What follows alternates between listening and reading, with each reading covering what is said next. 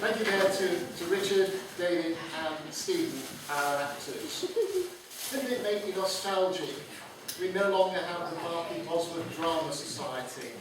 Oh dear. Anyway, our next item is Penny Lou Smith.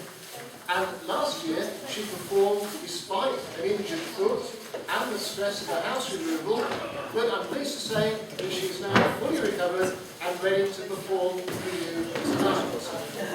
Now tonight she is promised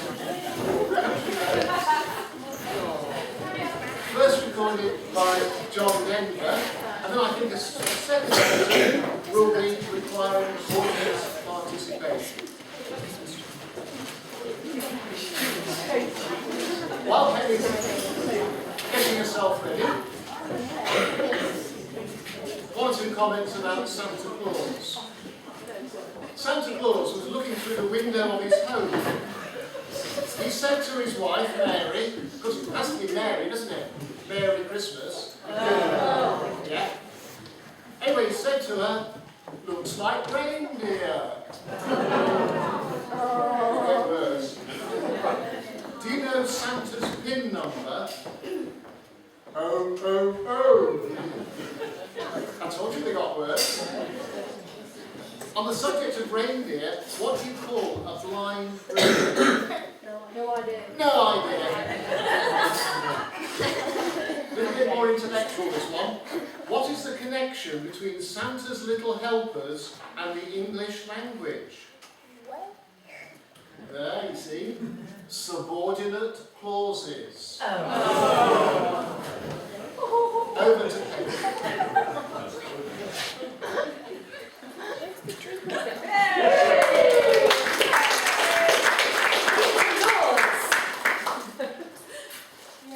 Right, okay, the first bit that I'm going to do is thinking about those round-robin newsletters that we quite often send. And I've sent the penny news, and beautifully formatted in Word to look like a newspaper, etc.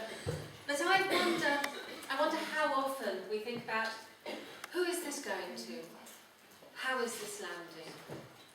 And here's a thought that originated with Lynn Truss. I'd like to say I wrote it, but I didn't. So here we go.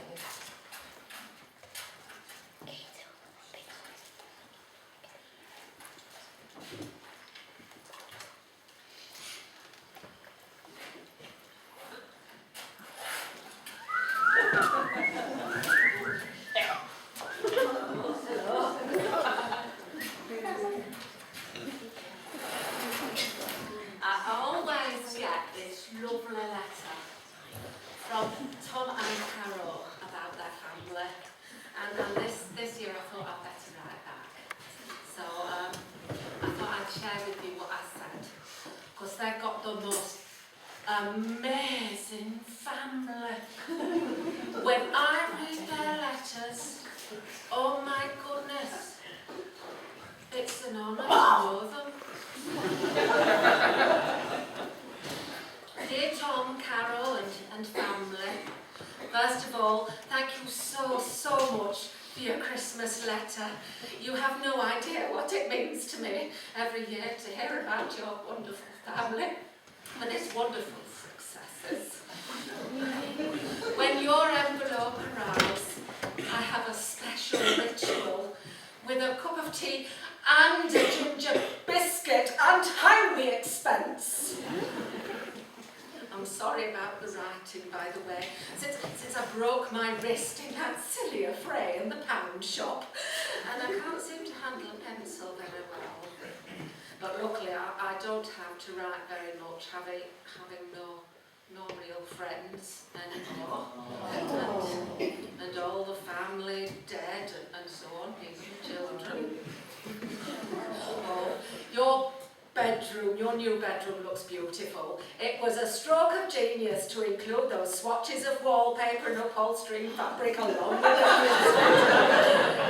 But I do hope you get that new kitchen you talk about as well. I've never read anything more interesting than the page and a half you wrote about how you were trying to decide what kitchen to get, and then decided not to do it after all. Spending £60,000 on a kitchen is a major outlay, I agree. I not tell you that I'd moved, by the way? Fortunately, the people who bought my burnt-out flat from the receivers have been very kind about forwarding the occasional bit of post to my bed and breakfast. You must be so proud of your girls, Carol. I hope this won't sound too sad, but hearing your lovely, happy family news once a year is just about the only thing keeping me going. But you know this, of course, because that's why you send them, isn't it? Bless you. I feel I know you intimately, so I do, thanks to your Lifeline newsletters. Even if we last saw each other exactly 20 years ago, and let's be honest, hardly knew each other then. But I feel so close to you now. You'll be amused by this, Carol, but every year I cut out the pictures of you and your lovely family, and then I scale them up really big so I can pin you all around the wall and talk to you. The point is, I love your family, you see. You generously shared your lives with me, and the result is that I love you very, very much. I feel so included. Someone told me that families send out these new letters to just everyone in their address books, maybe hundreds at the time, completely indiscriminately, with no thought to the individual situation of the person receiving them. But I know that you wouldn't do that. No, I know you write them just for me. Carol, I promised myself I wouldn't tell you this, but I was actually on the verge of doing something very silly 4 years ago when your Christmas newsletter came through. I won't go into the details. But what with the fire, and then the mauling, and then the second fire, and then the double murder and everything, I was feeling a little bit low. So when I saw that close-up of Sasha's little scab after she tripped over Goofy's foot at Disney World, I thought, stop!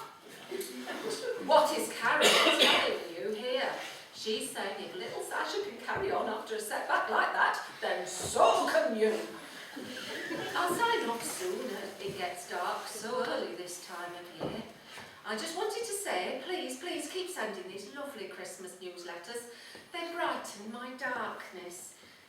If I ever suspected that you and your family weren't truly happy, that those letters embellish things or hid or exaggerated or misrepresented, I'd be absolutely destroyed. Perhaps you could send them monthly, or even once a week. In fact, I'll tell you what, Carol, this honestly happened to occur to me before now. I come and live with you. Oh, please excuse the damp patches on the letter. They're only the marks of my tears.